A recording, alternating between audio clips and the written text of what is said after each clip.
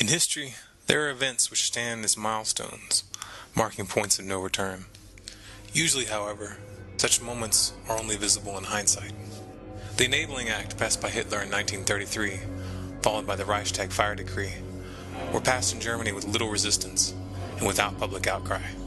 And even though those laws nullified the German constitution and handed the power of life and death over all German citizens to one man, no one noticed that the line had been crossed. No one expected the chain of events which were destined to unfold.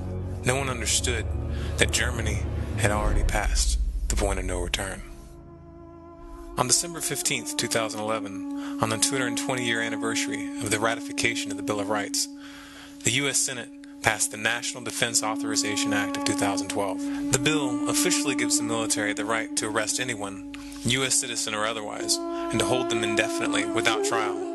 And since the government will not be required to produce one shred of evidence to support its claims, a mere accusation of belligerent activities is now all that is needed to declare you an enemy combatant and to make you disappear forever. You might hope that such powers will never be used, but history consistently proves otherwise. Throughout history, it has been the norm for political dissidents to be imprisoned and executed without due process.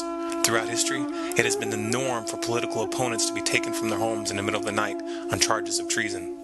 When a government assigns itself the power to imprison and kill without trial, its motives are always the same. The United States is not an exception. If there was any lingering shadow of doubt in your mind that we have passed the point of no return, it should be gone now. If it isn't, then you aren't paying attention. We are in the 11th hour. We are witnessing the final stages of the police state falling into place. The stage is set, and we have very little time to influence the events that are headed our way. Right now, we must form a coalition across the left and the right. We must set aside our petty differences, no matter how important we think those differences are. We must unify against our common enemy. Our government has become a mere figurehead to the real powers that be.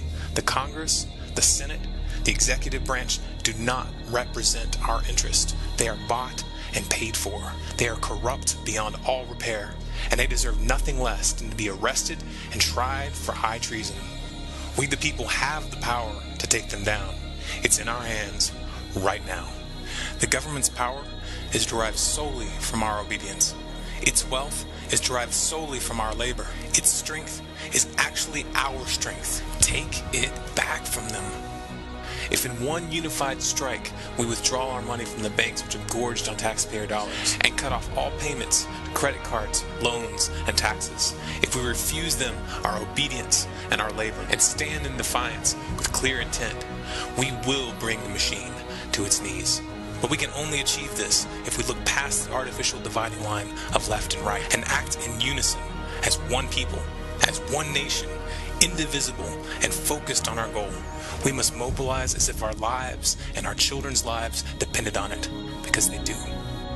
This is the 11th hour. And when they say, "I want my lawyer," you tell them, "Shut up. Your time is Don't get a expired. lawyer. You're an enemy combatant."